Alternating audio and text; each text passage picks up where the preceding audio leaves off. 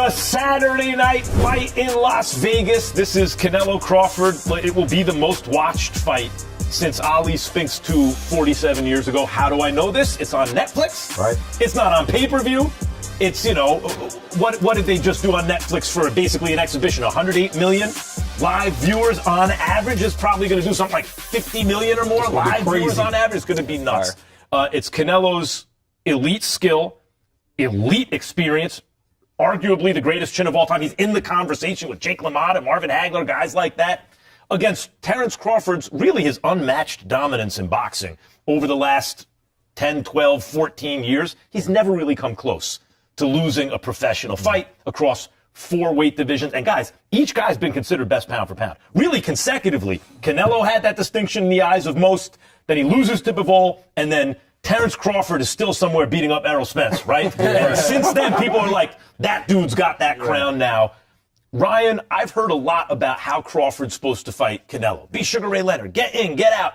I don't know about that. I look at Roberto Duran, hidden classic guys. Have you ever see Hagler, Duran? Yep. Duran coming up from lightweight, ultimately like Crawford, staked out the middle of the ring, pushed Hagler back at times, lost, but it was close. How should Crawford fight Canelo? Well, no, I agree with you on the point where you have to, obviously stand your ground and kill that momentum. You don't want a guy just pushing around the ring all night and you're just trying to, escape and run away. So for me, he's going to always have to be active on the hands of Canelo, because Canelo, you see, he lets people hit him. He lets people get points. He lets people win rounds. So if Crawford can take that element but not get hit with those big shots, he has a chance. And can he take a shot from Canelo? I think that's the biggest point. That's something I'm looking for early. Like, to me, a lot of this fight early on, we're going to find out what's what. Is he just too small? We should find that out in the first 30 seconds, minute of the fight. Are you hearing anything about the way Crawford wants to fight Canelo? I haven't heard how he wants to fight him. He keeps that pretty tight. But he's big. You see how big he is right now? He's not telling you because you snitch. That's right. But look, he's a freakishly strong guy. We saw against Errol Spence. He threw that guy across the ring, and Spence is no slouch. Spence is a big guy, too. Crawford's a former wrestler in high school. He has that background to lean on. But Canelo literally breaks faces with his punches. I think Canelo's power is not being underrated. He's dropped 4 of his last 5 opponents, and what happens when he drops them? They go into a shell. Well, that's a good point, Shady. That's a good point. Like, a lot's been made about Canelo not scoring a knockout in 7 fights, but that's partly because guys are running. Yeah. Real quick, Ryan, though, I need to talk to you because you know Canelo for real. So I'll make this bet. Holla at me. I got you. Max, to answer your question. Yeah. Oh, that's a good point. I just think that Canelo, in the second half of the fights, he slows down, right? I watched Canelo in his earlier days when he was the pound-for-pound king. If he's knocking you down, you're done. And I haven't really seen that where Terence Crawford, he not coming from this for a check. He come to win this fight. And I think that the way he wins is you look at the way Bivol fought him, Laura, the way he fought him, Floyd, guys that are athletes that can move, that can box. You talked about his wrestling background. When they get a little close, tie him up the same way Floyd tied him up. That's how you're going to beat Canelo. But my point is tie him up and use that wrestling background and leverage and strength to walk him back. Right, that's when you're a guy, even if you can't hurt him with your shots, he should be able to hit him hard enough to get respect, but break that forward momentum.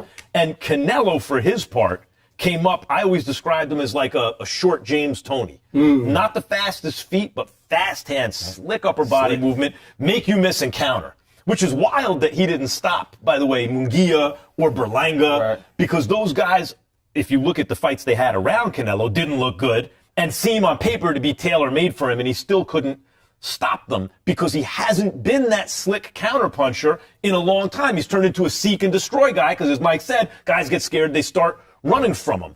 You've worked with Canelo and Eddie Reynoso. You've been in camp with him. You've trained with him. Is that muscle memory still there? If he hasn't done that in 7, 8 fights spanning years now, is it still in him to be that slick fighter?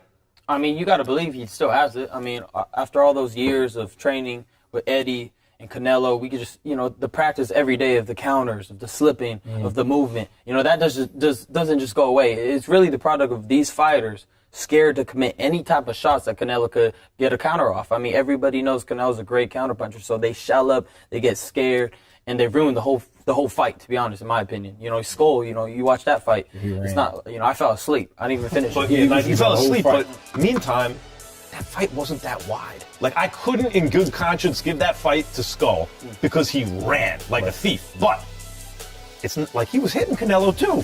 That was a competitive, close fight.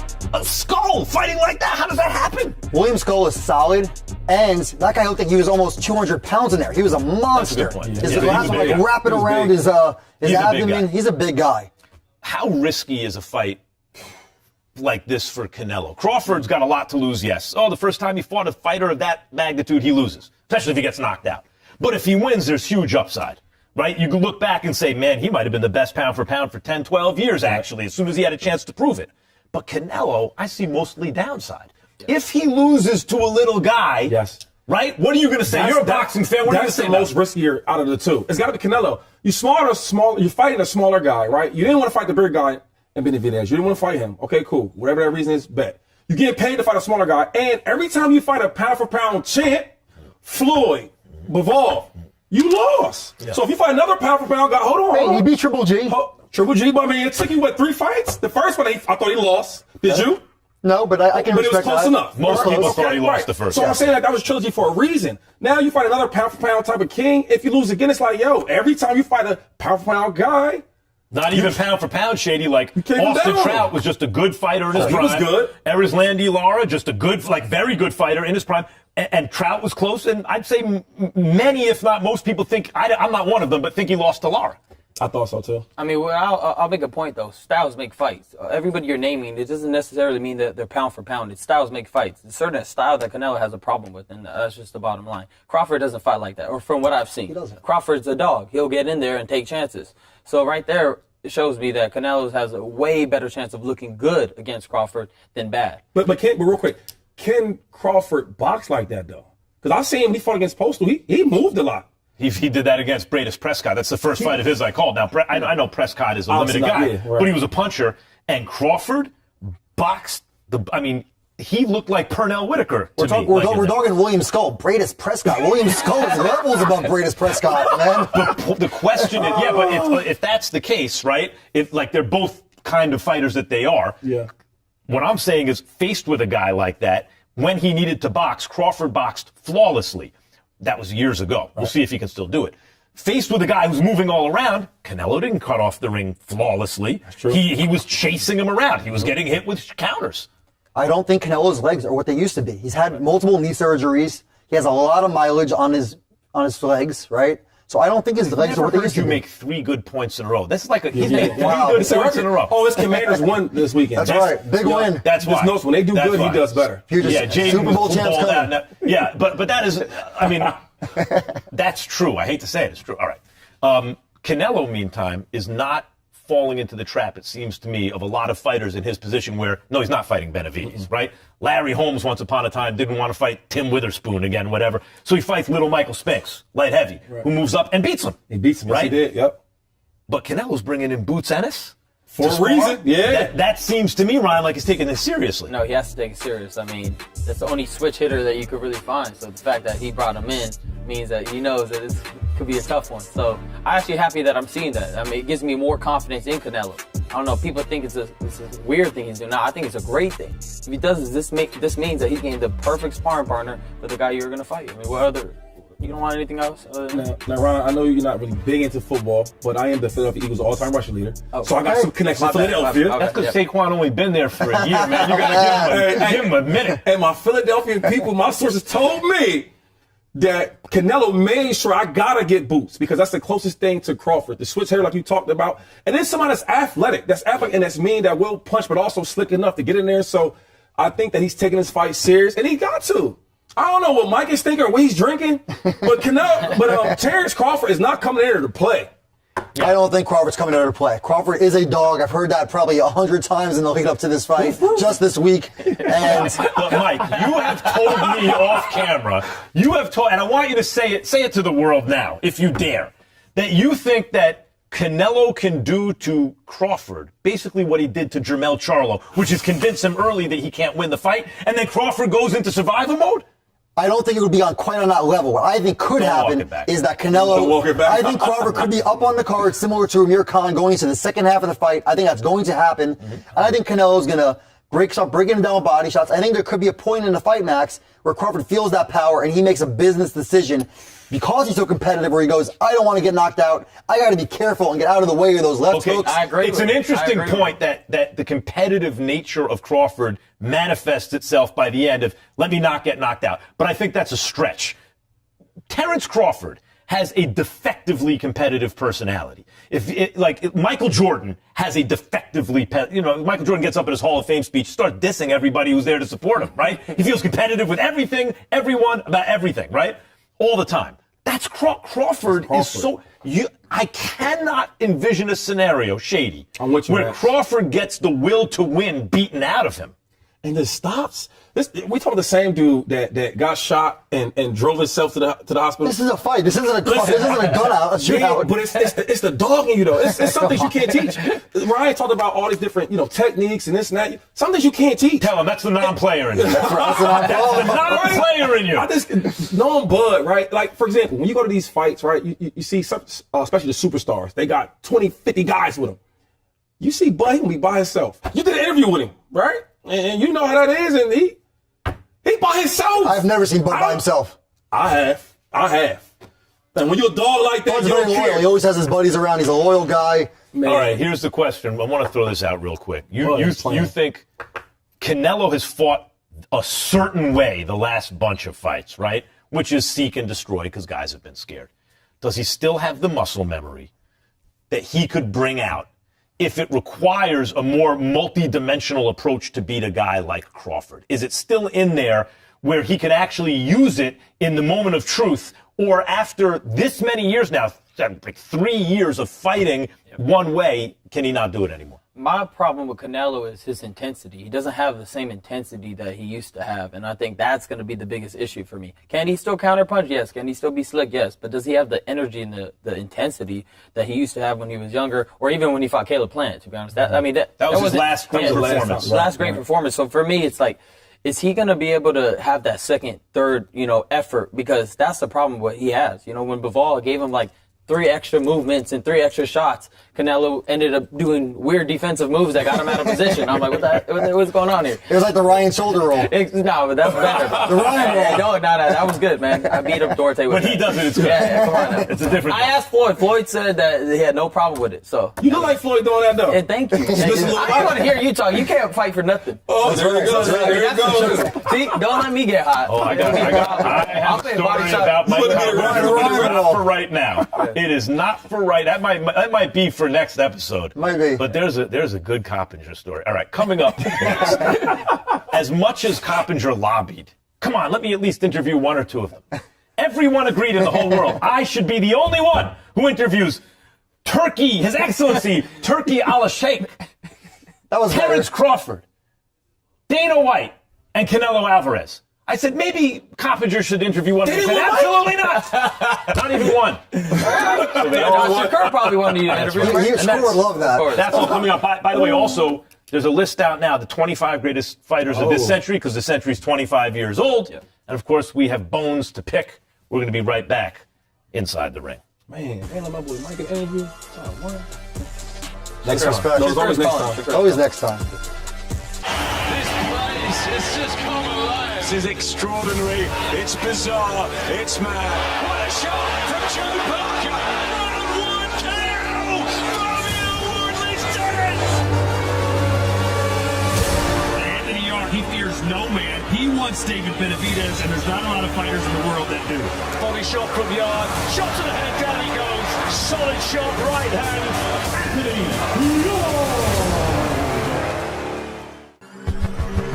Welcome back to Inside the Ring. Max Kellerman, Mike Coppinger, Shady McCoy, King Ryan Garcia. I was able to sit down with His Excellency, Turkey Al-Sheikh, for an interview. Guys, I have a lot to say about this, but let's watch first. So here we are, counting down the days until Canelo and Crawford. This fight doesn't happen if you're never born, right? You made this fight happen. Why this fight? Not me. It is who behind me, my country and my boss, But really, if you look at as a business, this fight will not happen if we are not involved. as Riyadh sees in Saudi Arabia. This is truth. Because even with what the relationship with Netflix, and we are very happy about it, still this fight costs more and more. Speaking of cost more and more, for everyone who watches it, everyone already has a Netflix account. So they're not paying anything extra for it. Yeah. You, however, are the guy who just paid hundreds of millions of dollars for a pay-per-view fight that you wanted to see. So people like to get their money's worth. What do you want to see from this fight? First, not what I want to see, what all the people around the world, and you are fans of boxing, want to see.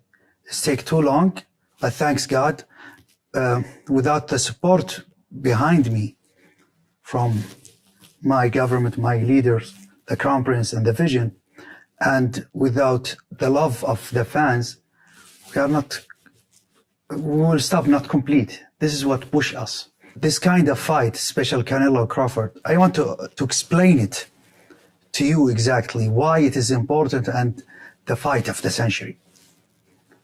Canelo is the biggest name in boxing now, and Crawford undefeated and have the chance to be undisputed for the third time. Maybe this is the last fight for Crawford, and for Canelo, it's mean a lot for his fan in North America and South America and all the world. He doesn't want to get beating from guy getting up 2-3 weight. For that, this kind of fight, if you say it from 1 year, a lot of people will not believe it. It happened.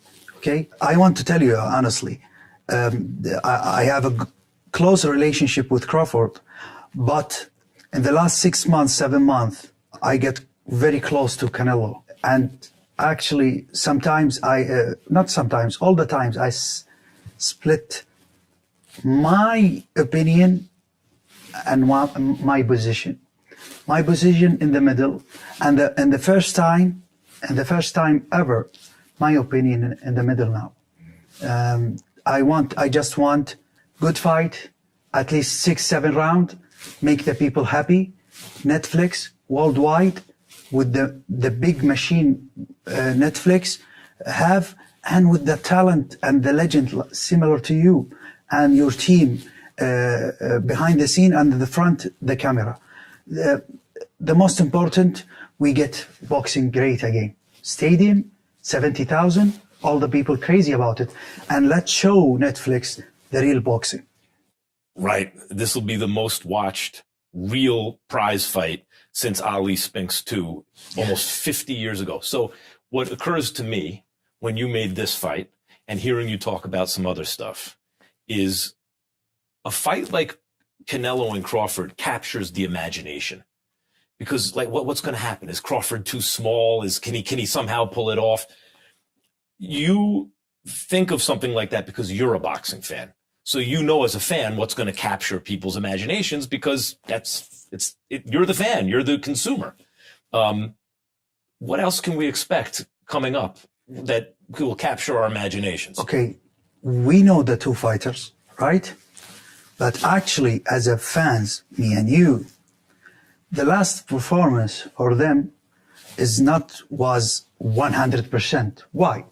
Crawford for the first time fighting different kind of fighters in Los Angeles last year in 154, and Canelo for the first time fighting in my country, long trip, different fans, and Tom and Jerry, runner fighters. But this fight is different for them. It means something, it's legacy. For Canelo to make in the mind of the people that I am Canelo, who's fighting everyone, beating everyone, even he lose in the beginning against Mayweather, he have a courage and fight Bevel 2 weight more, okay? But it is Canelo who's fighting everyone. And Crawford, who's undefeated. I think Crawford has a luck now and has the chance, and he deserved it, at least in the end of his career, the great career he have. Okay, he doesn't have it before.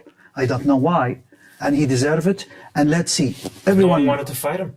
No one. No one wanted to fight, and there's so much on the line for Crawford because if he loses, he never beat anybody and then he lost to Canelo. If he wins, oh my God, maybe he was the best fighter for the last 10, 12 years. Yeah. Right? Three and this weight. Yeah. It's record. It's Crazy. So, but what I mean is you have plans, obviously.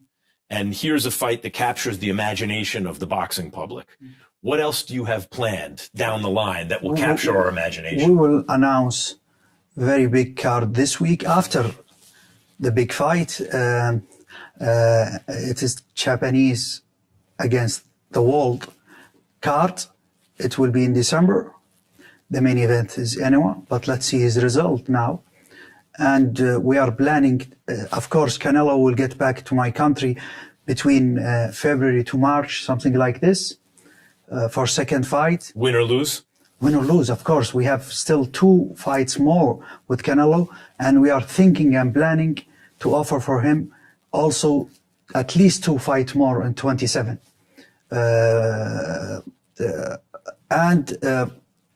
Let's see, we are planning to do cards maybe in January, and there is a lot of secrets and big announcement, big surprise. Maybe it will be exclusive with you and your new program, inshallah, next week for the next year. Something, at least 3 big events. You cannot imagine. Before you tell Coppinger. Yeah, I want you to tell me first. I will tell you. And don't tell Coppinger. Of course. I am now the insider, Mike. He's not going to tell you. He's going to tell me. What occurs to me talking to him, guys, and I mentioned it to him about like when he brought up Usyk fighting Tama, right? That's such a boxing fan thing to do. Yeah. And now he's dealing with a boxing media that's a cynical media that's like, Tama's not ready for Usyk. Well, hold on a second, because everyone's so conditioned the way you made the Tank fight happen. Yeah. Normally that takes 3, 4, 5 years, right? You were like, no, it's hot now. Let's do the fight now. Yeah. A real boxing fan knows after Tama's last fight, what's actually on everyone's mind is Tama and Usyk. Boxing fans, right? So he throws it out there. It might not happen next, but he throws it right out there. And in the history of boxing, guys, there's never been a they there. Meaning if I say, you know what they should do in the NFL? Or in football, there's a million leagues. You know, I mean Roger Goodell. You know what they should do in basketball? A million leagues. I'm talking about Adam Silver. Right. There's never been a they in boxing, and Turkey has a chance to be the first they in boxing's history. I agree. And that I think that'd be a great thing. I mean, if it doesn't take the money away from the fighters, for sure, I think it would be a great thing. And there still should be an element of building up a fight. I mean, because that's an art in itself. You can't just like throw, everything to everybody all the time, just, so they could get it. You run out of fights, at the end of the day. So for me, you're still going to have to give time, like fights to marinate. They need to still marinate. They still need to get big. Like, Tank and, myself, that started like in, 2019. So, it took a little while, but I think that's always necessary in boxing. It's kind of like, again, entertainment. It's like the WWE in a way. You got to have these characters, you got to build them, and then you got to have the fight. Yeah, you got people are only interested in stories insofar as they're interested in their characters. But the reason I said it's important to have a they there, guys, now, Professor Kellerman, gather round, young children. Uncle Max wants to give you an economics lesson. Come on, OJ. Marketplaces, and boxing is a laissez-faire marketplace, has been throughout its history, meaning anything goes, right? Markets are very good at allocating resources in the short term. They efficiently put resources where they need to be. But over longer horizons, it's good to have some kind of central authority that's trying to get certain outcomes, right? Because it's not just reacting to what's now. That's all short-term incentives. It's thinking down the line, okay? The reason a they is so important. So, for example, in baseball, once upon a time, there was a scandal where the White Sox fixed the World Series. They threw the World Series, right? So an alcohol company might come to Major League Baseball and say, hey, we want to advertise on the outfield wall. But they had a commissioner in place to say, no, I know we get a little money for that now, but in the long term, that turns families off, right? Mothers don't want their kids to go. Boxing's never had that. Right. It's always, as Dana calls it, a going out of business sale because there's no one thinking about the long-term interest. So to have a boxing fan who knows stuff like, the fans really want to see a Tama and Usyk. I'm going to start talking about that now. There, who can think long term. It's really never happened before. That's what I'm talking about. Yeah, look, even when you look at NFL franchises, like the Green Bay Packers, obviously they're publicly held, right? Yeah. But they talk about when they pass it down, stewards of the franchise. There is no steward of the sport for boxing. No one's looking out for boxing's best interest. They're all rogue players just looking out for themselves. Which is by the way, it's no fault of their own because they should be looking out for themselves. Right. There's just never been a structure in place, a central authority that could even make the long-term decisions. And Shady, it feels like, to me, like this could be the guy. You know, I love it though. He's making boxing great again, right? And we can laugh about that, but it's for a fan. No, like, I didn't hear a single laugh about that. Because You people thought you really had one. No, because you had that loaded. Oh, watch this. I'm gonna kill him with this. No, make America great. Make America. Yeah. No, I get it. I got it. I just did it. Anyway, we could what I'm laugh trying to about it. say Potentially, someone could. is that now, like, you take a guy like me, right? See, Ryan said something interesting. He was talking about, the fighter standpoint, right? And that's cool because I'm not the fighter, but I can fight. And if you two laugh, we can fight enough for a fight. But what I'm saying is, like, as a fighting fan, yeah, it has to marinate, and we heard the names, but I want to see it. Like, I think about Floyd and Pacquiao. Pacquiao's my favorite fighter of all time, and Floyd obviously one of the best. I want to see it when it was supposed to happen. Right. You know what I'm saying? I think Turkey's the type of guy where there's no excuses.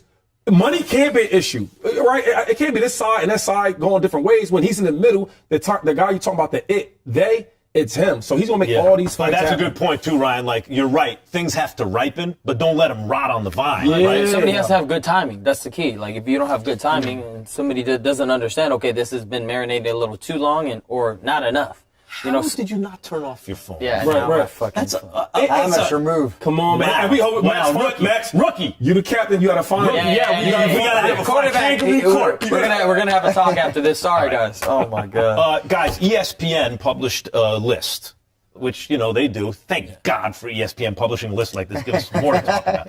Top 25 fighters of the century, because the century is 25 years old. Let's look at the top 10 according to ESPN. It's always hard with these lists because it's like, what's Roy doing down at 9? He should be higher. But a lot of his greatness happened in the 90s. Right. That's right. So he's a little lower on the list. I get it. Inoue is already top 10. I get that too, boy. He's a monster for real. I have one major bone to pick with this list. Floyd Mayweather beat Manny Pacquiao. It's true. Floyd is one of the top 10 greatest pound-for-pound fighters who ever lived. Tough to argue otherwise. But pound for pound, he can't be above Manny Pacquiao.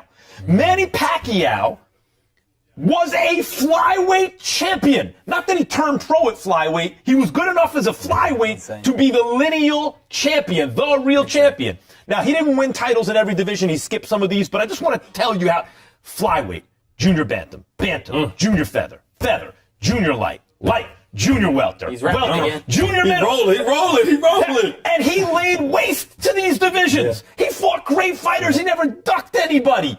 Pacquiao, to me, other than Sugar Ray Robinson, he's still one. Pacquiao is the greatest pound-for-pound fighter who ever lived. I can't put Floyd above him.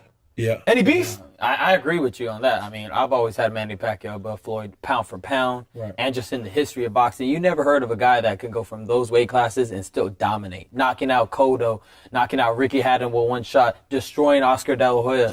Made him look like he was nothing. I mean, for me, Manny Pacquiao is always going to have that, and I was always a huge fan of him growing up. So, yeah, for me, he takes the cake over Floyd. Look, just don't let Andre Ward see this list. He is not going to like being behind Canelo Alvarez. I know that much. Yeah, I don't know if I mean, he Dre should might be a little low there, actually. Well, Max, It could be. can I say one thing though? Yeah, Yes. yeah. Pacquiao's my favorite, and you are right. Yeah. But he did beat Pacquiao, and nobody has changed the game like Floyd Money Mayweather. Yeah. In a Right, bad in way. a bad way, In a thank bad you. way. Yeah, I'm you just got I mean, it. but In a bad way. he was protect so the big elbow. and so dominant.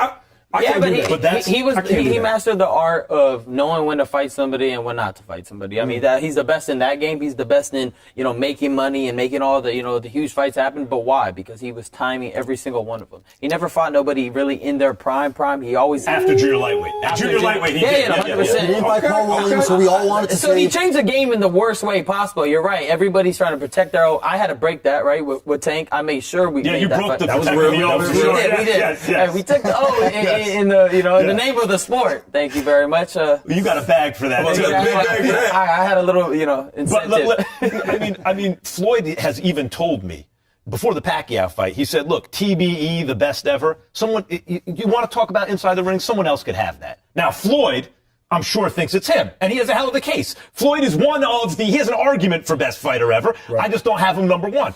But what he said was, I'm talking about the whole game. He's right. Floyd played the boxing game better than anyone ever played the boxing game. And what this speaks to, and this is a boxing show, boxing is fundamentally exploitative. I get this as a fan. It's a guilty pleasure. I get it, right? And usually it's fans and networks exploiting fighters, right? We say, we want to see you in blood and guts fights, which risks their health for the rest of their life, to entertain us. And Floyd flipped the script. He said, no. Instead of fans and networks exploiting me, I'm going to exploit the fans and networks, right? But Ryan's right. It's not good for the fans. It's good for the fighter. It's just not good for the fans. I just, knowing everybody, all the 50 opponents you put in front of me, other than Conor McGregor, I beat them all.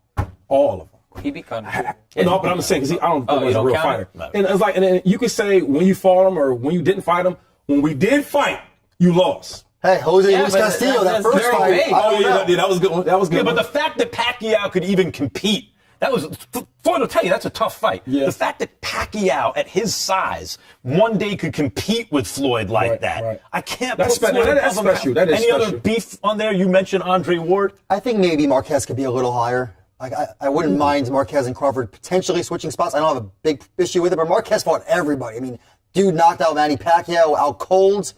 4 great fights with Pacquiao. One thing I got to say too, I know it didn't all happen since 2000. Roy in his prime, guys. Roy in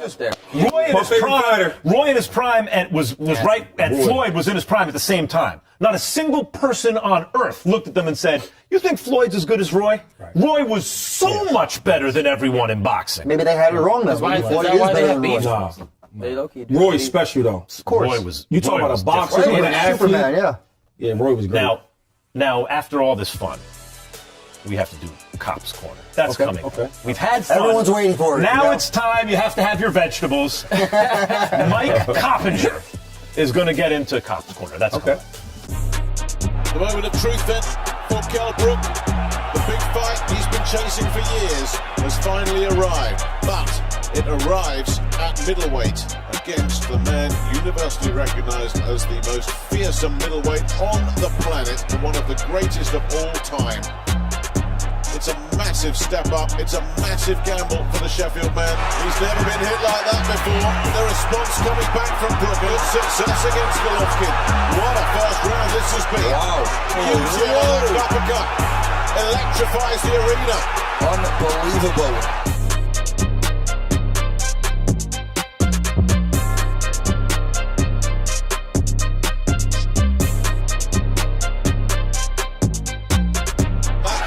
Not been right from the third round. He's throwing it on. Brook's in trouble. It's over. The winner by TKO victory. Still, middleweight champion of the world, Gennady Golovkin, Triple G.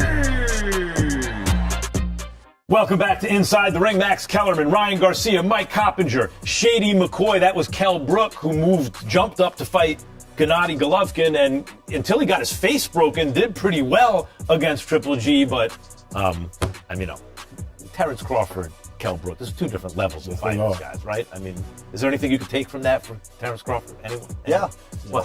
Kell Brook also jumped 2 weight classes. Yep. Crawford skipping over 160. Is he going to get his face broken? I don't think so. Is he going to lose? We will see.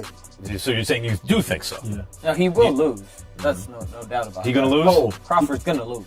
It's just how he's gonna lose. Nah. Well, at any rate, I sat down with Terrence Bud Crawford, who, if he wins, guys like me gonna say he's really the best pound for pound for 12 straight years. He's gonna win. Who's ever done that in the history of boxing? It's me and Terrence Crawford. Champ, there are pictures going around online. I want to get to the bottom of it right now. So here is something that was posted of you looking shredded. And then there's this, claiming that it was taken like after. Can you explain? Is it lighting? Is it dehydration here? What is this? Is this an old picture? What's going on? This was months before that picture. This picture right here, the second picture was in pre-camp, you know, and that's recently. Right. That makes sense. That's what I figured, but people were saying, no, this was taken recently, so that's just bullshit. Why would they think that? Someone said it. Someone said it was taken recently. All right, good. So now we've gotten to the bottom of it. If you've seen the pictures of Bud Crawford online, looking shredded in one and a little fat in the other one, it's because the fat one was from before camp, and then this one is from, I mean, you look. How did it feel for the first time to not really have to make weight, but to be putting on weight, you know, and muscle for a fight? Well, it felt great, more energized. You know, I never been in this predicament or situation before. So my body's just loving it, you know, not having to put no stress on it and just being able to just focus on training and just work. It looks, this picture, this one right here, looks to me like my first impression is of someone who knows they're going up against like a tank and they need armor. It looks like you have a suit of armor on because you know you're going into battle with firepower you haven't experienced before. Is that what that is? No, it's just, man, my body just did what it did. You know, I never went into training camp like, oh man, I got to put on extra armor or this and that. You know, like we just work. We put the work in. We know Canelo's a bigger opponent than normal. We know he punches harder. We don't know, but from the scouting reports, he punches harder. He take a better punch, you know. So of course we got to make sure that we prepared and our body is capable of withstanding what you dish out. But other than that, everything else is just work. From the looks of you, you muscled up. Did it make you feel slower at all? Like the thought in boxing sometimes is as you bulk up, you don't feel as fast. Did it make you feel stronger? What was the difference physically? Come fight time, UFC. Did you feel fast? Hey, listen, man, a lot of people say I'm slow. A lot of people say adding weight, fat, muscle, whatever the case may be, make you slower. So I just told everybody, let's see how slow I am come fight night. Boxing has a long history. The money guy gets the benefit of the doubt in a lot of rounds. I mean, you know, Muhammad Ali won a fight against Kenny Norton. He lost 10 out of 15 rounds. They gave him the decision. Canelo probably lost 10 rounds to Floyd. One judge had it 6-6. And Canelo, even Erislandy Lara, I thought Canelo beat Lara and Trout, but they were close fights. A lot of people don't think that. Canelo got the decision. So there's a sense that, man, Bud has to win 8 out of 12 rounds to get the nod. Do you think, or is that the way you're thinking? Well, no, that ain't the way I'm thinking, but it's definitely been something that was mentioned, that we talked about, not giving away rounds, making sure we in control of the whole fight and not letting up. So, you know, we definitely aware of things like that, but we can't focus on that. You know, we got to focus on the fight. You talk about not giving away rounds earlier in your career. Emmanuel Stewart used to talk about Felix Trinidad. He'd call him killer robot because first couple rounds, Trinidad would look okay, and he was really studying the guy. Then he would program it in, this is what I do, and then execute it, and then knock the guy out. And different style than Trinidad, but I always thought of you the same way. First 2 or 3 rounds, Bud Crawford and the other guys sometimes don't look that much different. But boy, by round 5 or 6, Bud figured him out, and then he just beats the hell out of him. Are you saying for Canelo, you don't have that luxury of those early rounds to study him as much that you have to get to work from round 1? We got to win every round. Every round. We got to win every round possible, you know, from 1 to 12, if it goes that long.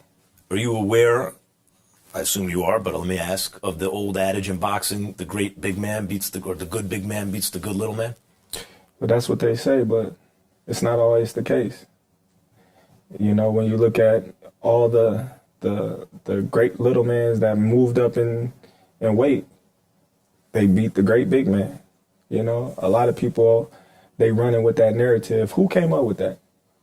Well, they just noticed through the years, man. For 100 years, you're right. There have been No, examples. I'm saying, who came up with that? I don't know if there was a. See, don't nobody I know. can't name the person. Don't nobody know who came up with that, and everybody just running with it because they don't know what they talking about. You know, when we look at the history of boxing, more little men moved up in weight to be the bigger man than boxing. More little men. When you talk about Floyd Mayweather, when you talk about De La Hoya, when you talk about Pacquiao, when you talk about Sugar Ray Leonard, when you talk about Roberto Duran, when you talk about Canelo Alvarez, when you talk about Terrence Crawford, when you talk about Shakur Stevenson, I can name fighters for days that was smaller, that moved up in weight consistently and was successful. No question. You're naming some great fighters. So it happens. But I think the point of the saying is that's all well and good when that fighter is fighting a regular fighter or even a good fighter. But when that great fighter moves up to fight another great fighter, a dude who can do a lot of stuff that he can do, but he's naturally bigger, I think that's what it speaks to. Are you on a different level than Canelo? We're going to see. Saturday, we're going to see. What does he do that impresses you? He do a lot of that impressed me. I'm a big fan of Canelo. I've been watching Canelo for years. You know, I can't say one thing that he don't do good. You know, he got great balance. He got great counter punching ability. He got great defense. He got great punch selection. He got great feints, great power, great left hook, great overhand right. You know, he's a great fighter. So, you know, he's going to bring the best out of me. And come Saturday, everybody, you know, will give Terrence Crawford his props when he be victorious. Your biggest moment of your career so far, even if in retrospect this fight was, but your biggest moment was the Spence fight. Mm-hmm. And that was viewed by people like me as a 50-50 type of fight. And that was one of the most staggering performances in that type of fight going in the history of boxing. I think about Floyd and Corrales, stuff like that. Like one fights they're going in, it's like, oh, who's going to win? And coming out, it's like, oh my God, I don't care what happened, how old they were, that dude was always going to beat that dude. Is it possible for you to fight at an even higher level than that? Is it possible for you to have a performance that supplants that Spence performance as that was Crawford on his best night at the age of 38? I ain't 38, I'm 37. 7, all right. But Saturday, we'll see. Hold on, when's your birthday? The 28th. Of this month? Yeah. Come on, man, that's close enough. No, man, I'm 37. It ain't no close enough. 37. All right.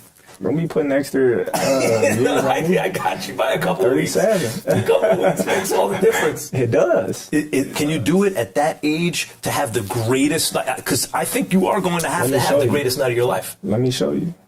That's it. That's all I can say is let me show you. This is going to be the most watched fight. I've said this many times since the fight was made. Since Ali Spinks 2, 47 years ago. Because it's on Netflix. Everyone has a subscription already.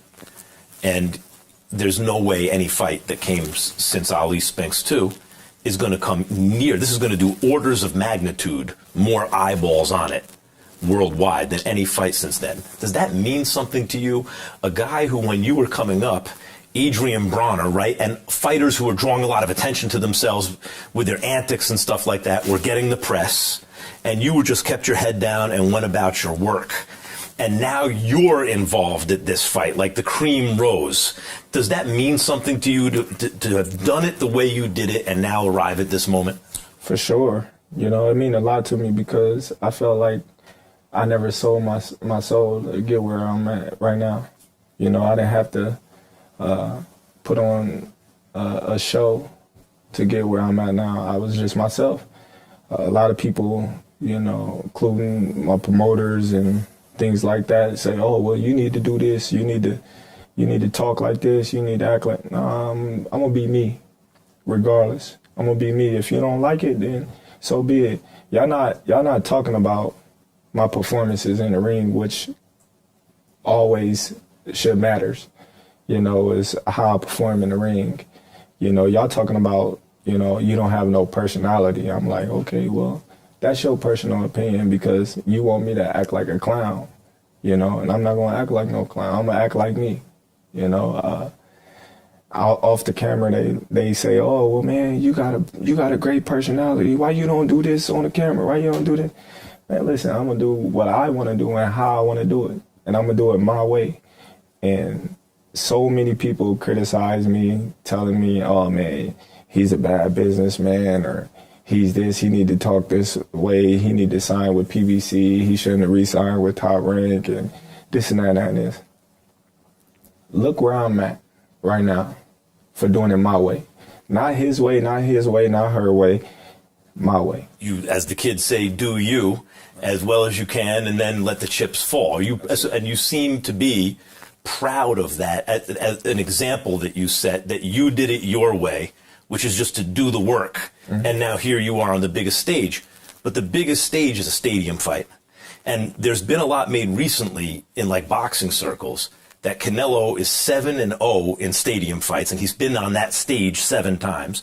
This is your second one, but that's not much less. That's much less experience in that moment. You're going to be in a huge stadium, more fans than you ever been in front of before, the biggest event. Him too. Right? But he's been in more similar situations. But hey, listen. You can say what you want, but he ain't fought in front of as many fans as going to be fighting this Saturday.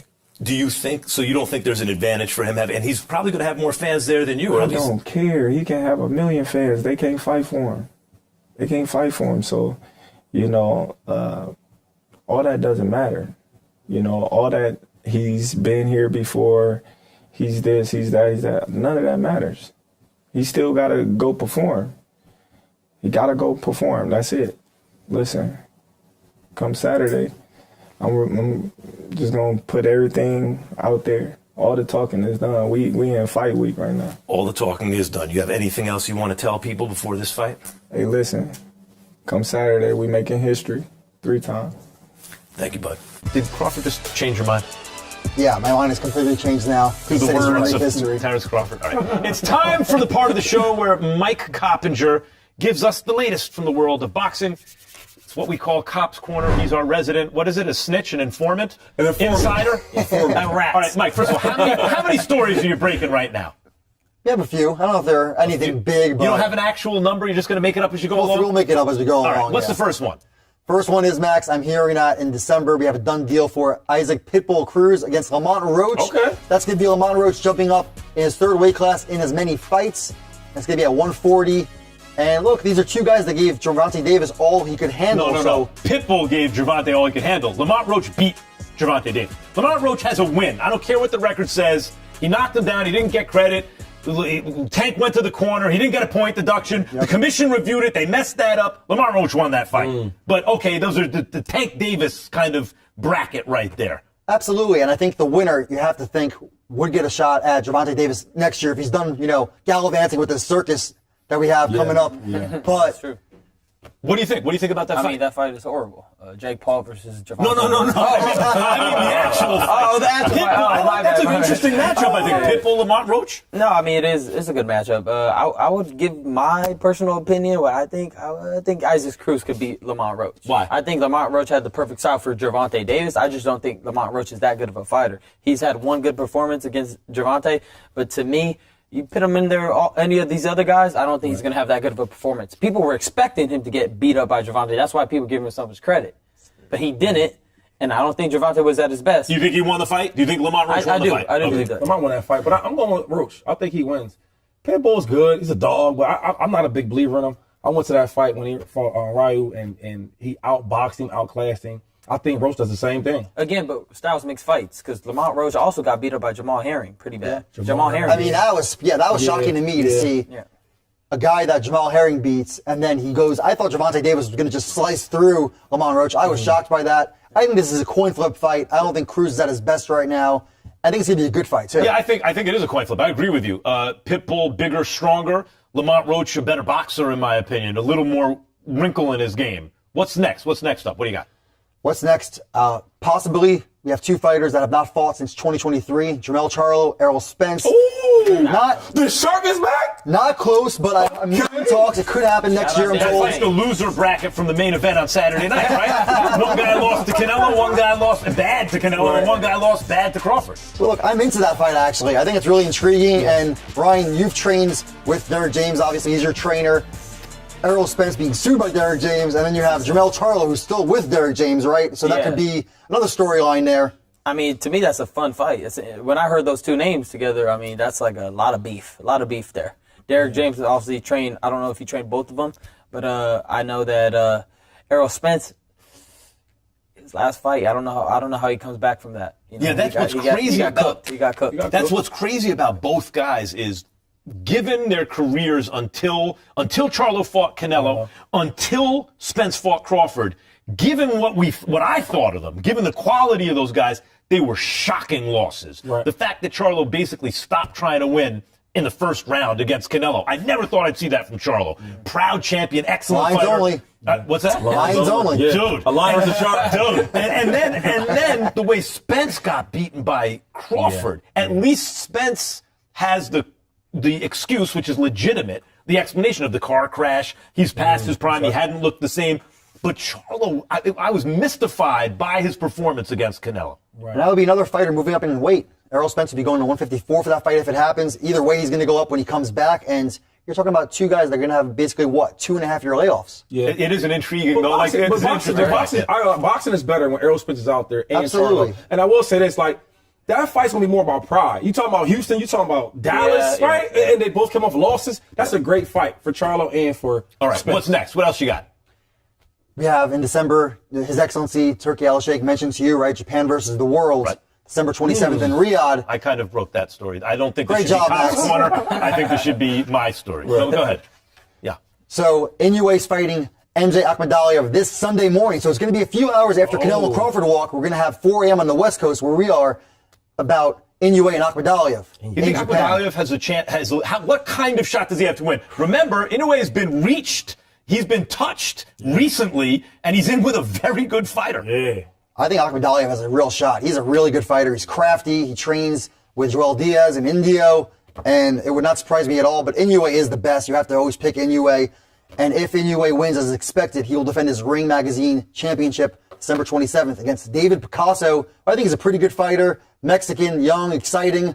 And what's intriguing to me, Max, is the co-main is going to be Junto Nakatani in Riyadh, moving up to 122, which puts him on that collision course for the fight we all want to see against Inoue, which could happen next summer in the Tokyo Dome. Will be the biggest fight in Japanese history by a mile. Japan has become such a boxing hotbed over the last couple decades. I know you love Inoue. He's the best. Is he the best pound-for-pound fighter in the world, according to you? I believe so. I mean, for me, he's definitely the top from the eye test, at least. You know, for me, he's just so explosive. His combinations, the way he moves, you know, you see him get dropped, come back, knock the dude out. So for me, you can't really go wrong picking Inoue as the top. We've been talking about lions. We've been talking about sharks and all that. Now, I'll let y'all do all the analytics. Y'all two and you. I'm the fan here. When I watch the monster, all he does is put everybody down. He might go down for a second. I'll be back. I got a coach. And he puts them down. So I would say he's at least 2 or 1. Or 3, because there's Usyk and Bud. If Bud wins the And fight. Bivol. Don't forget Bivol. I love Bivol. Man. I would put him 4. Like, I would put one of those other guys as 1, 2, or 3, and I would put Bivol, the next guy. I agree with that. The other thing about the monster is it's not just that when you said he puts everyone down, I'm talking about he fights everyone. He goes through divisions and he basically says, go get me the top dude, and puts their pelt on the wall. And Akhmadaliev has been calling for this shot for a long time now. He actually was on the doorstep of it, and he got upset by Marlon Zappalis. That was a shocking loss. I think Akhmadaliev is a lot better than he showed in that fight, and I think this is a real barn burner. Inoue is the reality of what Tank Davis is marketed as, right? Like, that's when the way Tank is marketed is the way Inoue actually is. Right. He's going through guys and fighting everyone. Yes, he is. Whereas I shouldn't just pick on Tank, because there are other fighters like that who are perceived a certain way, but when you actually look at the divisions they go through, they didn't fight the best fighter in that division. Inoue fights every fighter he can in every division he goes through, and he goes through all of them. It's absurd. All right. Now, yeah. I want to ask you a question real quick because you talked about Inoue, who he's fighting next, right? If Bud wins, who's he fighting? And if Canelo wins, who's he going to fight? Look, if Terrence Bud wins, I'm not sure. Bud was saying earlier this year that he was going to retire after this fight. Now, recently he's been changing his tune, so I do think Bud will go on. I think the weight class is going to be a question, win or lose there. But Canelo, we know he has 2 more fights with the Riyadh season, as Turkey told you, right? Mm-hmm.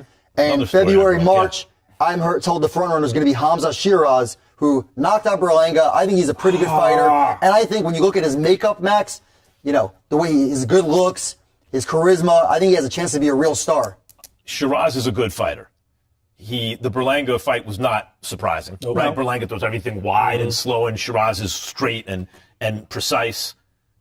The one thing that concerns me, and I want to get your opinion on this, Ryan, about making that fight with Canelo now, is there are some fighters who can generate interest, and the promoter will put them in with a guy like Canelo because they don't believe they're going to have a long shelf life. So you got to cash it now, right? And that feels to me a bit like that. Like Shiraz has a bit of a name from Riyadh season. He just looked really good against the right guy, Berlanga, and now you cash that chip now while it's available to you. I can see both sides of that coin, Max, from a business standpoint. If you don't take the shot now, you never know if it comes back again, right? Maybe Canelo retires or what have you, and you miss that shot forever. But I mean also that seems to me like they don't think that Shiraz is going to be at the top for a long time. Right. Ideally, you want Shiraz to get another step up or 2 and get the seasoning. And I think that's too much of that in boxing, where they step guys up from, you're going to fight 15 in the world, then you're going right to 1 or 2 in the world. Where are you on Shiraz? I know there's high hopes on him. I just don't think he's going to be able to be the type of face of boxing like Canelo is and like all these other guys. I get the hype. I get, everybody saying, oh, he has this potential, but I just don't see him as that guy. So if I was the promoter, I would definitely have him face Canelo because that's his best shot in becoming the guy is if he beats the guy, Canelo. So for me, I would throw him in there with Canelo right now because I don't know if it's because I don't believe in him. But I think after that Adames fight, you would basically get a gift against Adames, a draw. You lost that fight. Right, and then it's like, well, if that's happening against Adames, maybe we make the Canelo fight right now. He's hot. He knocked out Berlanga. It's probably the time to do it. Canelo will eat him alive. You know that. 100%. You know that. But that's not the question we want to ask. The question that we fans want to ask, Benavidez. David Benavidez. Yeah. Are we going to get that fight? I know you are Turkey's hand. What's that, the Game of Thrones, that little hand? That's you. Can we get that? I think anything's possible. The money's there. The interest is definitely there. I think it's the biggest fight in all of boxing.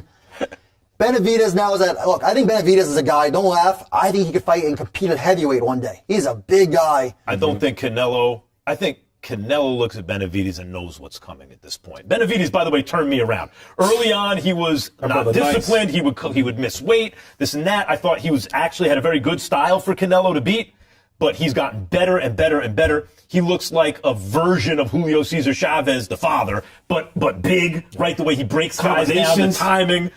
I think Canelo sees what's coming and thinks, before I pass that torch, let me finish my business first. I respect and that. then eventually maybe we do that fight when I as his swan song. Yeah. Right? All right. Thank you, Mike Coppinger. Some singles and doubles. Yeah. I'd like some home runs. We'll get some. I know you can't create the news, Start but making when there are calls, home runs to be had, I want you to get a hold of one. Max, we're going to come to all the home runs. Don't you worry. All right. A lot to come still. We get into the other fights on this Saturday's card. And by the way, my interview, Mike, with Dana White and Canelo Alvarez. Stay right where you are. This is Inside the Ring. Go ahead.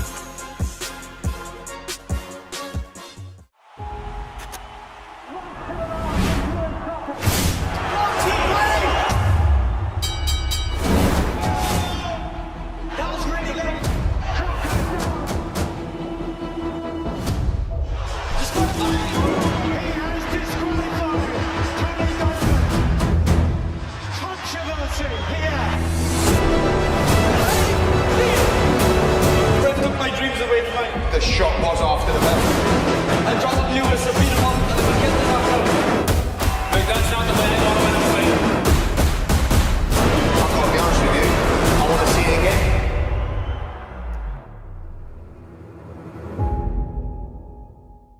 Welcome back to Inside the Ring. Max Kellerman, Ryan Garcia, Mike Coppinger, Shady McCoy. Yesterday, I sat down with Dana White. Dana, the UFC headquarters where we are right now is like a tribute to boxing, right? every room you go into, it's like incredible, priceless artwork. And it's not like you're showing this to the outside world. This is for you. Right. When did you become a boxing fan? What drew you to it? How old were you? I don't remember my age, but I was very, very young. And, my uncles were all big boxing fans.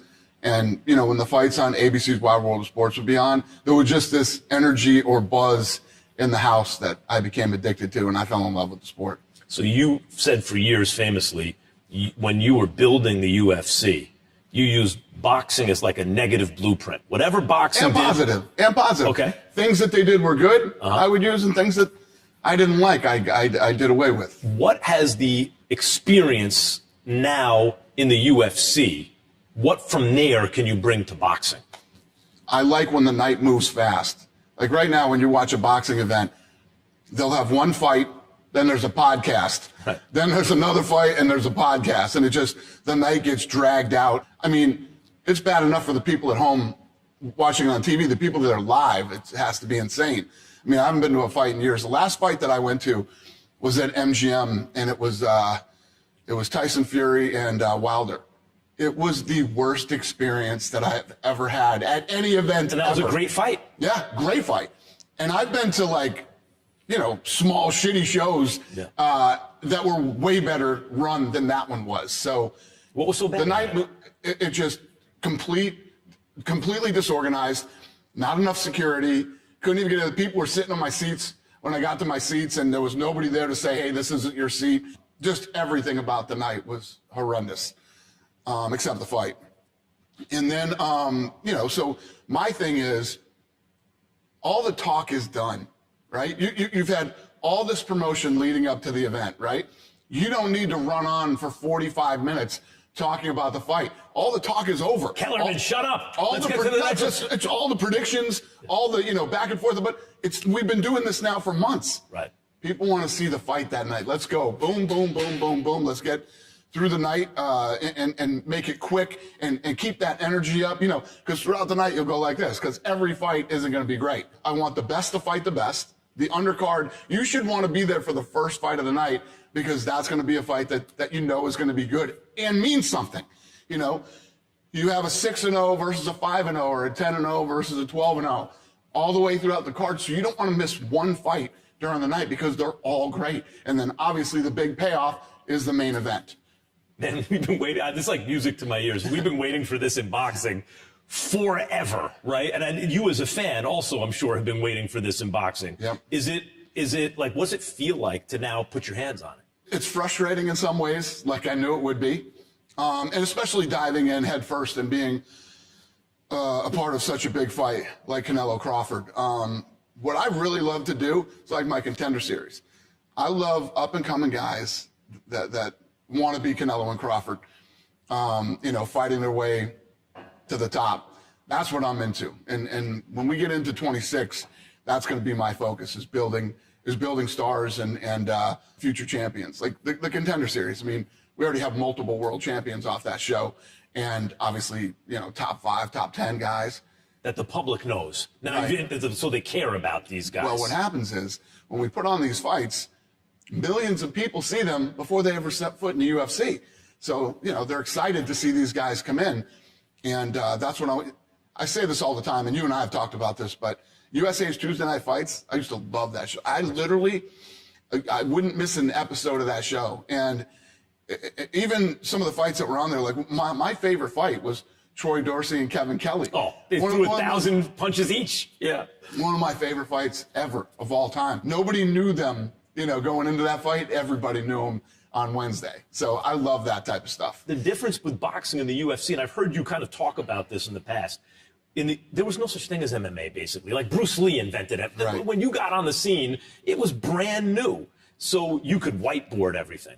Hey, this is because you're starting almost from scratch. There's no But I feel like we're starting from scratch now. In boxing, really? Yes. There's a handful of guys right now that matter and that people care about. There has to be a pipeline of young up-and-coming guys. And when you think about the late 80s and early 90s, there were so many good fighters. Yeah. And, again, I go back to Tuesday Night Fights. A lot of those guys ended up becoming pay-per-view stars of the 90s. And, yeah, I believe we can do that again. And you get these young guys there's always this talk that there's such huge pay discrepancy between boxing and MMA, which is total bullshit. You know, we have guys that would be considered journeymen in the UFC that make millions of dollars, right? The money's just spread out amongst the fighters better. And then you have the guys that really matter, like the Conor McGregors, the Ronda Rouseys. Even a woman came in and was the highest paid fighter at the time. You eat what you kill, you know, here in the UFC. So, you know, I think that this thing's going to create a lot of opportunities for young up-and-coming guys that would be making a couple grand for a title fight, some obscure title fight. And with simpler weight classes, you'll actually know some of these champions now and know who they are and hopefully care. Mike Tyson used to say, the way to really find out who the baddest dude is you throw the money down into a basement, two guys walk downstairs, whoever comes up with the bag, that's the winner of the fight. And that kind of spirit is in the BMF belt. Right. In the UFC, which I love, because it recognizes, even if the guy's not the best fighter in the world, but it recognizes something about that guy that's connecting with the audience. So what I saw at one point, HBO kept signing new deals with Arturo Gatti, whether he won or lost. Right. Because that's the fight you want to stay home for on Saturday night. You knew when Arturo Gatti was fighting, it was going to be an absolute war. And whether he won or lost, you didn't care. You wanted to see him fight again. One of the things that you've done in MMA that no one's ever done in boxing, like, and I talk about this all the time, you know what they should do in football? There's a million football leagues. You mean Roger Goodell in the NFL. You mean Adam Silver in the NBA. You mean Dana White in the UFC. But boxing, there's never been a they there, right? Is this thing that you're embarking on now an attempt to create a they in boxing? Yeah. Yeah, I guess that's how you put it. If you can take boxing and think about this. If you look at the UFC, it was for sale for $2 million. Literally, nobody wanted it. Nobody wanted it. Nobody saw the vision. Nobody cared. We did. Me and the Fertitta brothers saw it. We dove in, and thank God, because everyone like me at the time was like, "Wait, this is going to go away? Don't let this thing go away." Well, why would you, when you think about businesses, look at this thing right here. Yeah. See that top line? Mm-hmm. Stock's at $200 a share today. Right. You know they were what I mean? giving the whole company away once upon a time. It was $2 million. The stock's at $200 today. People want to be a part of it. People want to invest in it. Sponsors want to sponsor it. I mean, this is how you build an NFL or an NBA. This is how it's done. And like I said, trillions of dollars in revenue, trillions. And at the end of the day, there's nothing there. It could all go away tomorrow. Right. It doesn't work. So here we got Crawford and Canelo. And this is, I tell people, it's the same thing in UFC and MMA. It's the same thing, but boxing, because that's what I came up with. The best, I don't care what else, Super Bowl kickoff but if, Mayweather Pacquiao's about to happen, some fight like that, ding, ding, round one, you're recording the other thing. You have to watch that live, Yep. right? Crawford Canelo seems to me to be one of those fights that's irresistible. What's going to happen? Is Canelo just too big for him? Can Crawford actually pull this off? Right? For you, what captures your imagination about this That's fight? why I call this fight a once-in-a-lifetime fight. When you have, a guy like Crawford who's undefeated and is willing to move up in weight and fight somebody like Canelo, this is what it's all about. I mean, two of the all-time best, right? Putting it all on the line. Every time you put on a fight, what makes people care about it is what's at stake. Right? That's why some of this celebrity stuff that happens, I think it's goofy. It's not what I do, but I completely understand that, this celebrity versus this celebrity, and you just want to see the train wreck and see who's going to win. I totally get it. But what I love is when you have two of the absolute best ever that are willing to put it on the line one night to see, who is the best fighter of their generation. Hard to imagine either guy losing to the other one, right? Yep. But one of them's going to lose to the other one. Yep. Before I let you go, what does it mean? Can you describe, does it mean anything to you? Do you have a certain feeling about the fact that as a kid, you're growing up with your uncles watching these big fights, and then eventually you get to the super fights, Hagler and Sugar Ray Leonard coming back and that stuff. And now you're in a position to promote this era's version of those fights? It's crazy that you would say that because that was my senior year of high school, and I lived up in Maine with my grandparents, and I actually taped that fight. And I watched, Hagler Leonard 150 times on tape. So yeah, I mean, it's been a long road, and to be sitting here in 2025 going into 26 and promoting a fight like Canelo Crawford, it's awesome and a nightmare at the same time. Always good to see you, Dana. You too. Thanks. All right, guys, check out the card. The main event this Saturday night, of course, is Crawford-Canelo, really Canelo-Crawford. But here's the co-main, Callum Walsh and Fernando Vargas. They're both undefeated. Obviously, Fernando Vargas Jr., that's Fernando Vargas, the great fighter's son. Callum Walsh has been a Dana White project in boxing, right? He's been behind Callum Walsh. Mike, what are you looking for in that fight? I think it's going to be all action, Max. And Callum Walsh is becoming an attraction right now with Dana White's help. Irish. Fernando Vargas talks a great game. Son of the legend, like you said. Well, not about legends, but... And these are fighters, I think. Wait, Fernando Vargas? I don't think Fernando Vargas is a legend. Well, I was going a little over the top with legend. He's a very good fighter. I'll tell you this, Hall though. of Famer? Hall of Famer?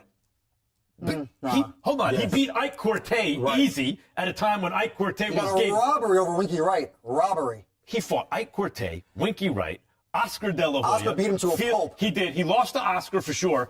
He gave Trinidad a great fight. That was a classic fight. He's a really good fighter. He was a good fighter, yo. But I misspoke when I said legend. I don't want to be, Hey, brutal. Legend. Okay, but no, legend. Okay, but Hall of Famer. You're going to Fernando Vargas. Yeah, you know what it was? I caught it on the prompter, and that's where it said legend. Maybe you wrote that, Max. I don't know. The producer. They made a mistake. The producer. I caught that in. Yeah, but what do you think about Vargas Jr.?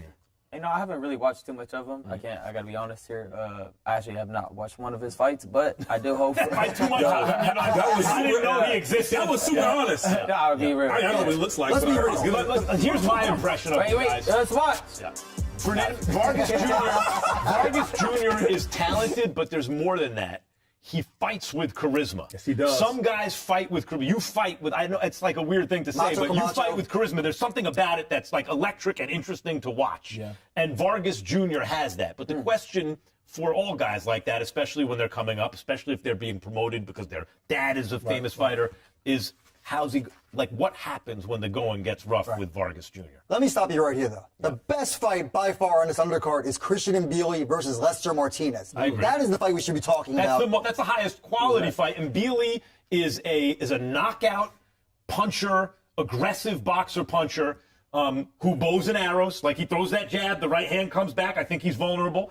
He's the guy with breakout star potential on the undercard. If he gets rid of Lester Martinez in impressive fashion. But I don't know that he wins the fight. Lester Martinez throws nice short hooks and like good counters for a guy like him. I think this fight has a real shot, and this one's not hyperbole, to be fight of the year. Martinez comes straight forward. They both throw big shots. They're both wildly aggressive. And the winner's going to be in line for a future shot at Canelo, I think. Lester Martinez, Crawford's sparring partner for the Canelo fight, right? He's sparring. And hey, shocker, Lester Martinez is picking Crawford. Well, wow. Because he's fought him a lot. Okay, coming up, Ryan Garcia takes us inside the lab to break down Canelo's style. Ryan Garcia, of course, famously trained in Canelo's camp with Eddie Reynoso. You keep it right here. This is Inside the Ring. Ryan, are we sparring or no? We might do a little something.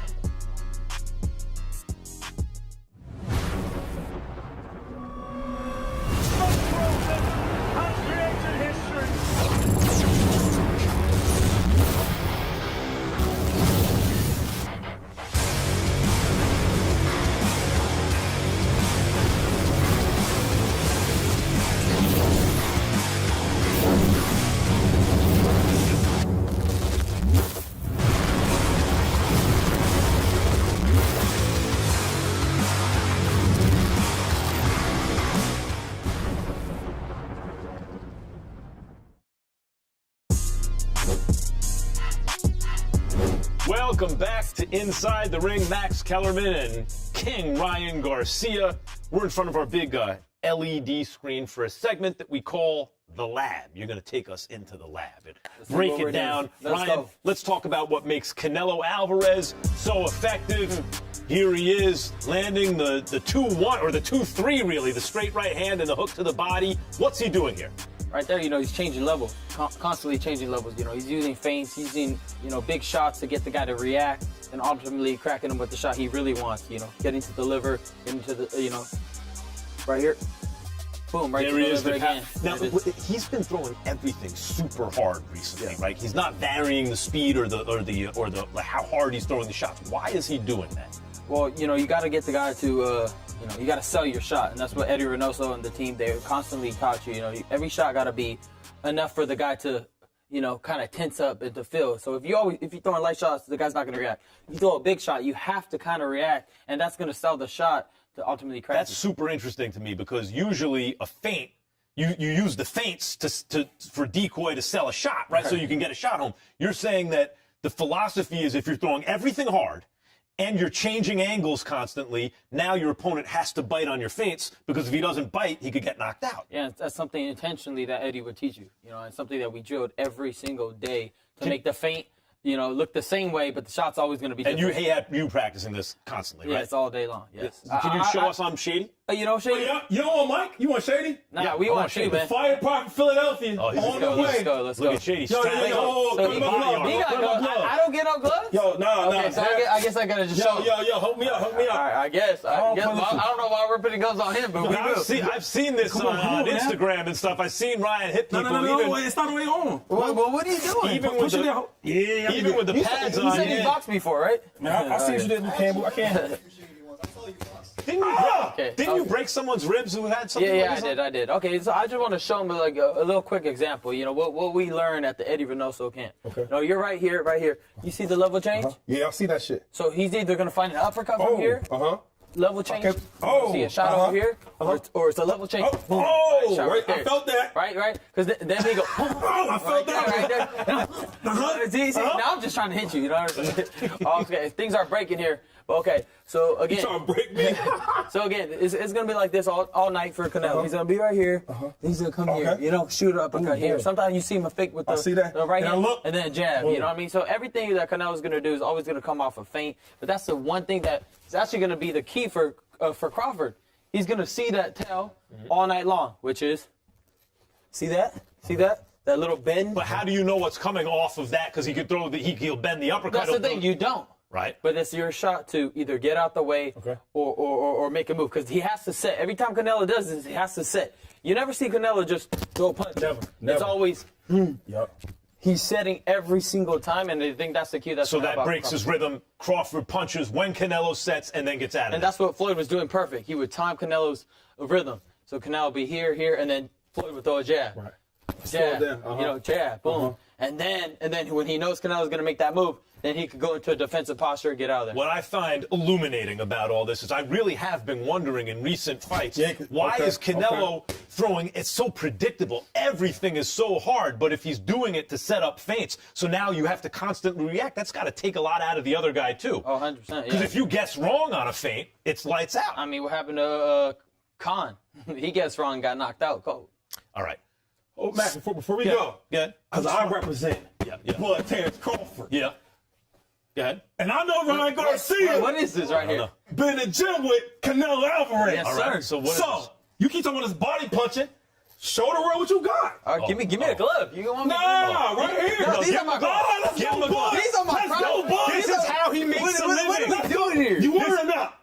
No, don't Let's do it. go, Don't boy. do it. Don't do it. That's I'm gonna break. He's a professional. I'll give you Let's another side.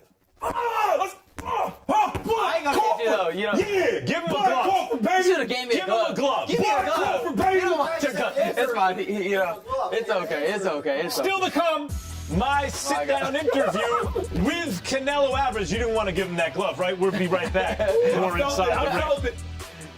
Give him. I just want to see it one time That's with the what glove. Blood gonna do, dog. He's gonna take that. Jerome Boots Ennis. Professional championship style beatdown by Boots Ennis. The defining win of his career. One of the biggest punchers in boxing. Whoa! Put back home. And that left hook.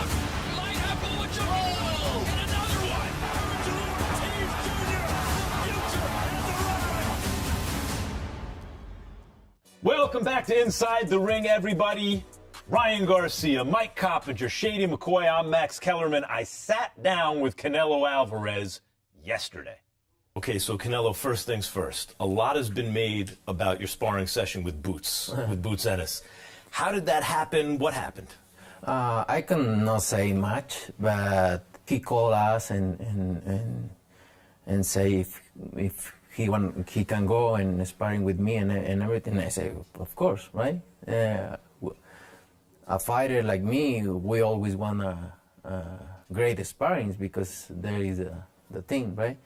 And I have history with the family because 14 years ago, his older brother helped me for Sugar Shane Motley and Alfonso Gomez. So it's Derek Ennis. So he helped me. So he was 14 years old at that time, by the way.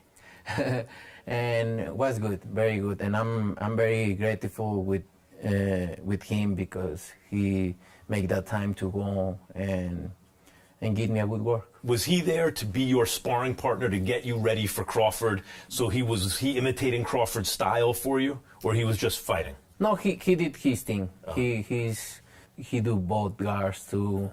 He switch and everything, and helped me really good. I think about the kind of fighter you've been. You're a very well-rounded fighter. But early in your career, I used to think about you like James Toney.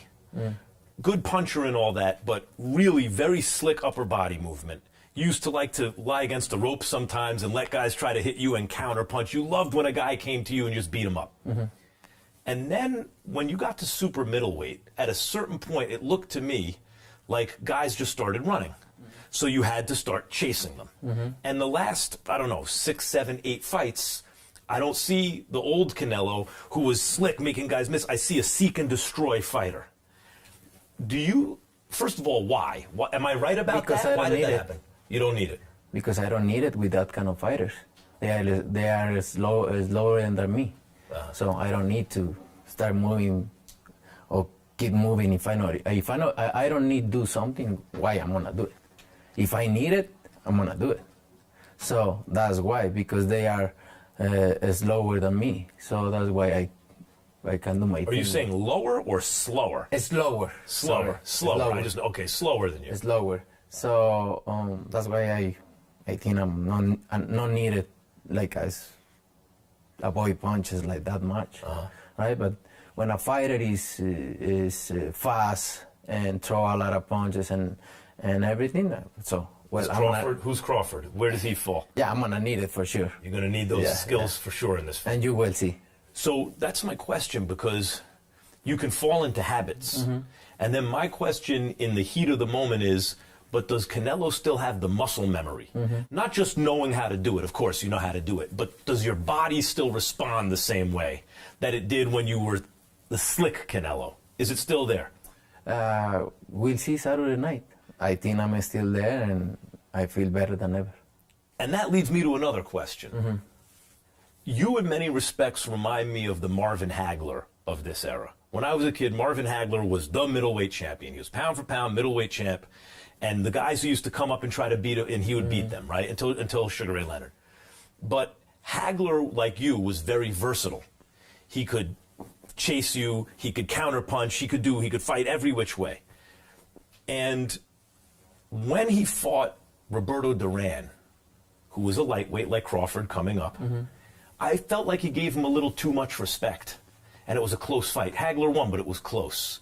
When he fought Tommy Hearns, he just chased him down to hurt him, and he won.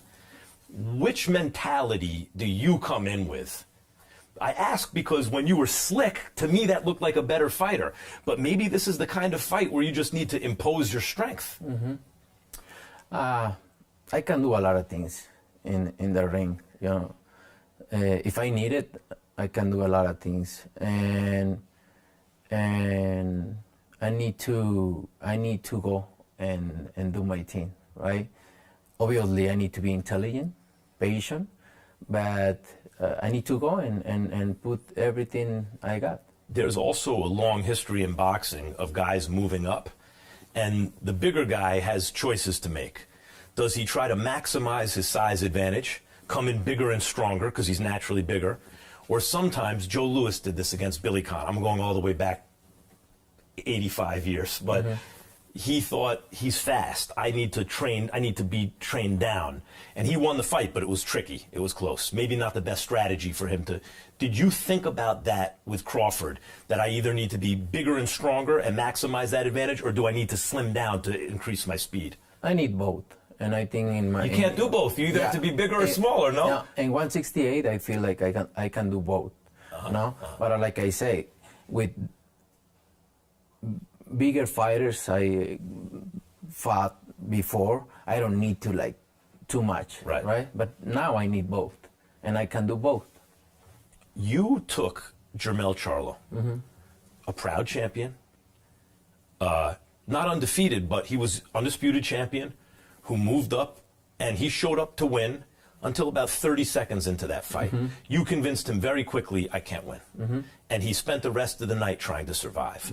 Do you think you can do that to Crawford, or do you think Crawford's a different kind of fighter? I think Crawford have more pride. That's what I feel, and that's what I think.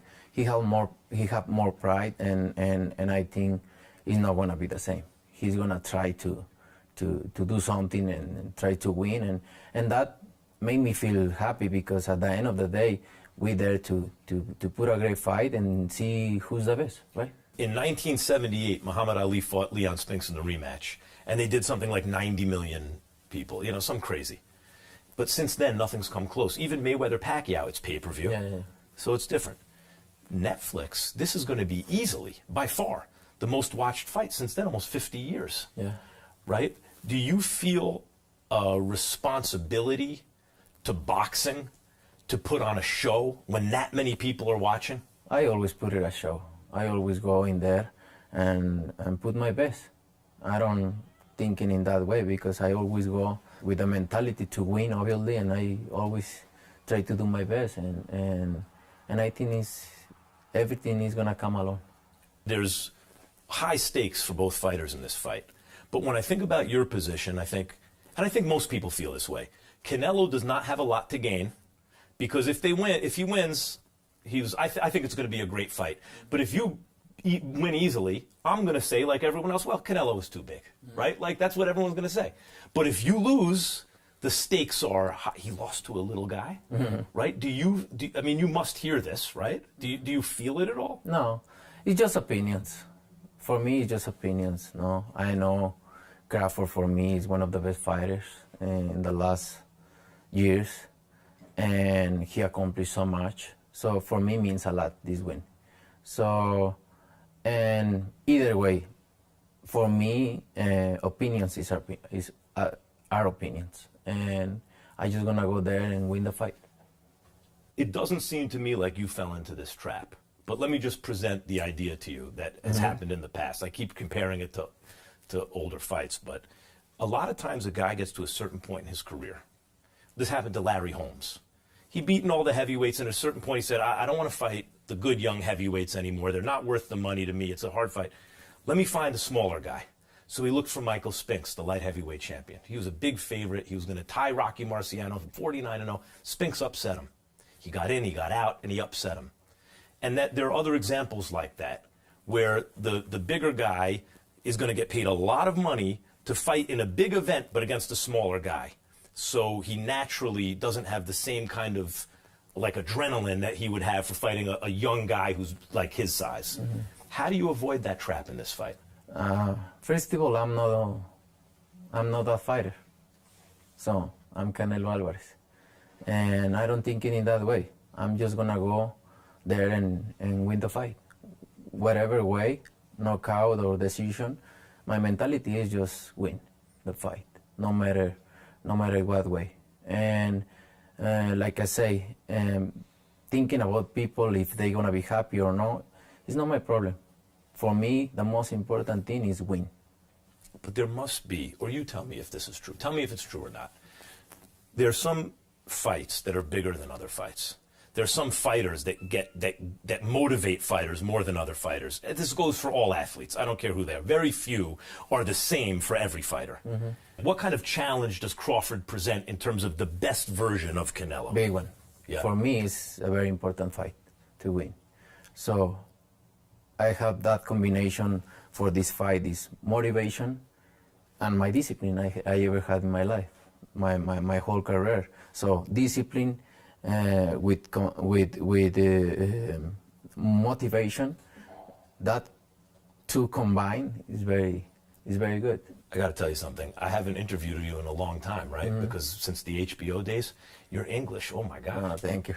Oh my God, it's like night and day. No, thank you so much. Right, I'm not making it up. It's like it's a totally different interview, right? Yeah. Do you feel more comfortable talking to the American press now? Yeah, I feel more comfortable because sometimes the translators they don't say what I say, and they don't put that feeling and the way I want to say. So you can kind of give the American public more like authentic Canelo. Authentic Canelo. Yeah. And Well, I feel I made mistakes, but I think we learn from mistakes, and I feel pretty good. Yeah, well, you fight pretty good too. Yeah. It's always good talking to you, Canelo. Thank you for talking to me. My pleasure. Thank you. We'll be right back. Keep it right here inside the ring. The White Rhino seems in a really happy place.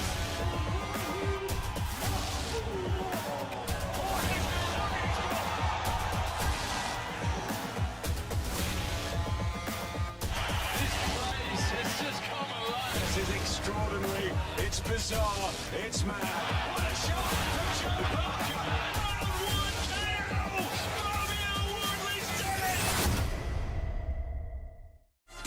Welcome back to Inside the Ring. I'm Max Kellerman. That's Ryan Garcia. That's Mike Coppinger. That's LaShawn Shady McCoy. And debuting Thursday, that's tomorrow, 11 p.m. Eastern. Yeah, it's late. On DAZN is the new series, The Underdog. And one of the headliners is Anthony Olasquaga. And he sat down and hung out with us.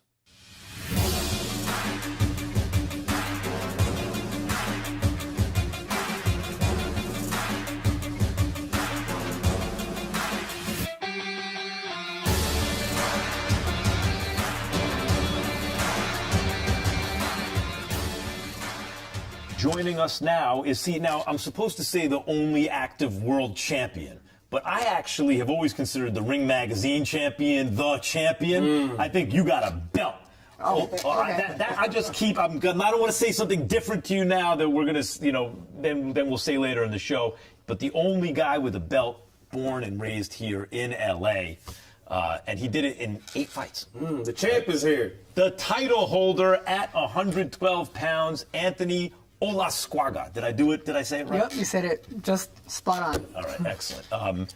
And he defends this belt at the Fountain Blue Thursday. Welcome to Inside the Ring, Anthony. Thank you, guys. What's up?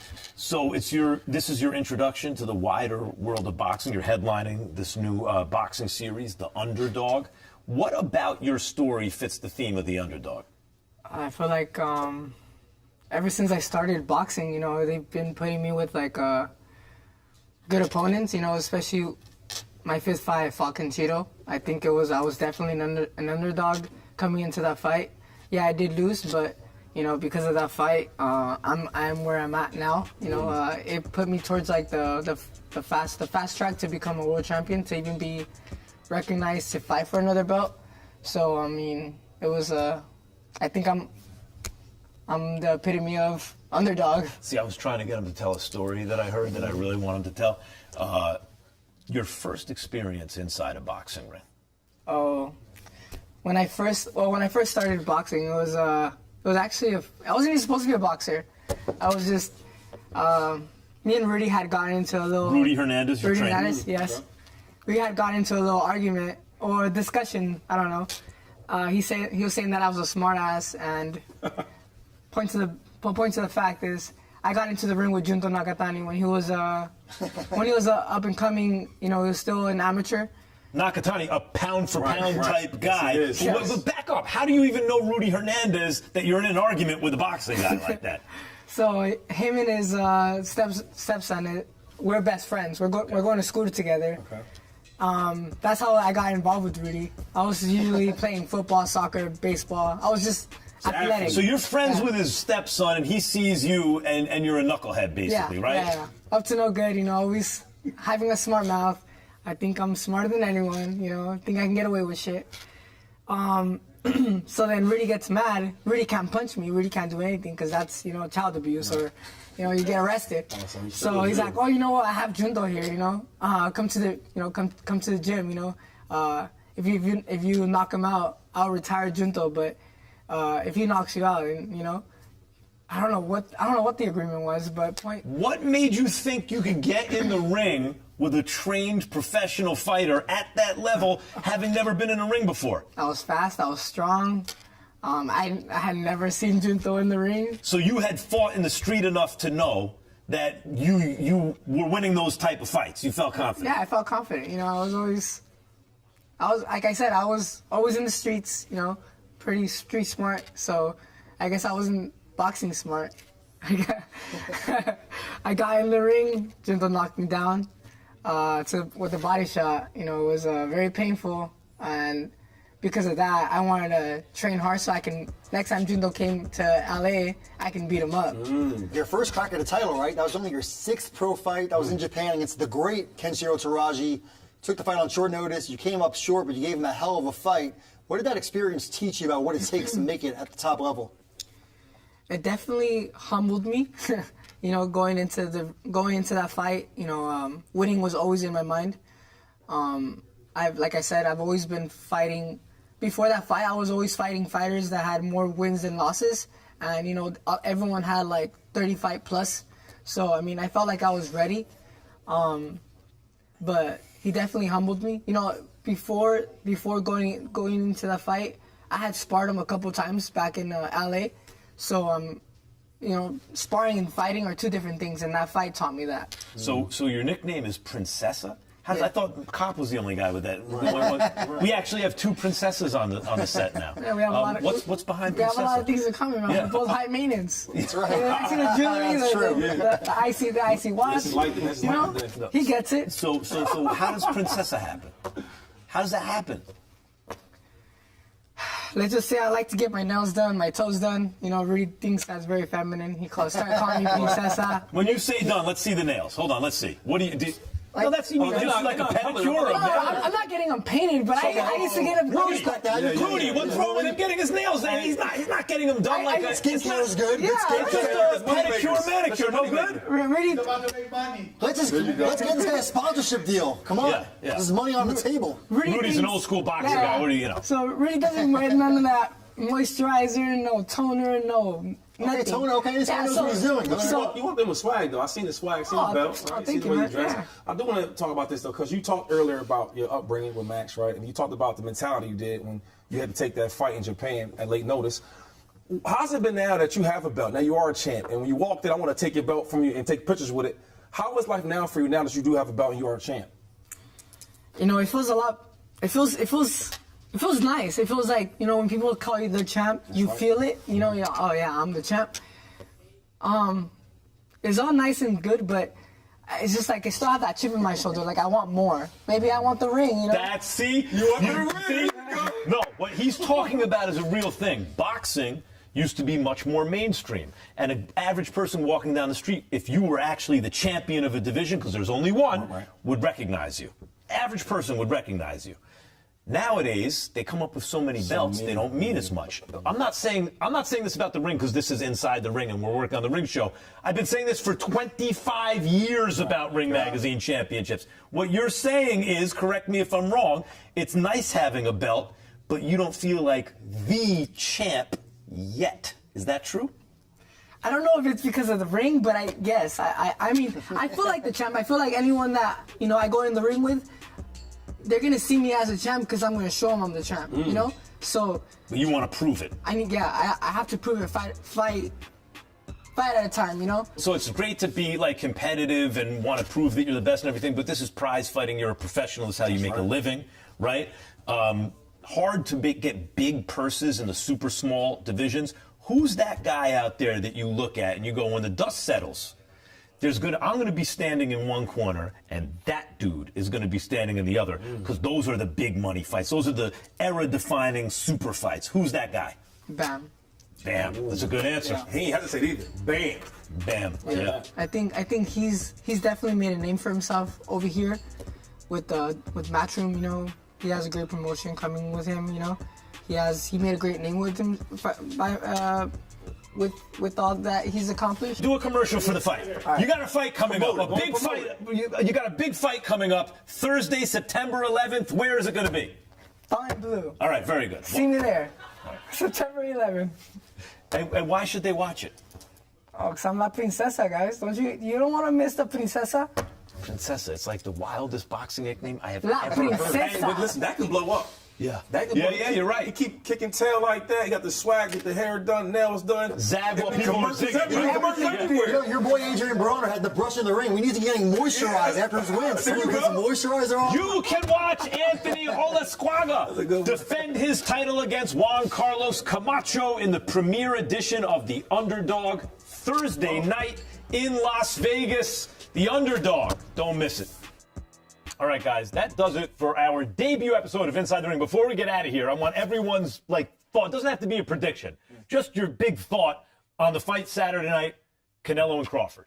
My big thought is going to be that Canelo knocks out Terence Crawford. It's going to be a knockout. I believe he knocks him out. My big thought, Max, is that this is by far the biggest fight since Mayweather-Pacquiao. I know Mayweather-McGregor was massive too, but that was kind of a sideshow fight. Right. This is a real fight. I agree with that, by the way. I do think it is the biggest fight in 10 years. I ain't wasting nobody's time right now. Crawford, right? Undisputed in 2 weight classes, right? Went from 135, 140, 147, and he's going to be the new champ.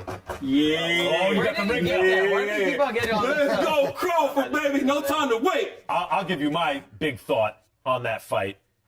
We're going to know within a minute what we got in this fight.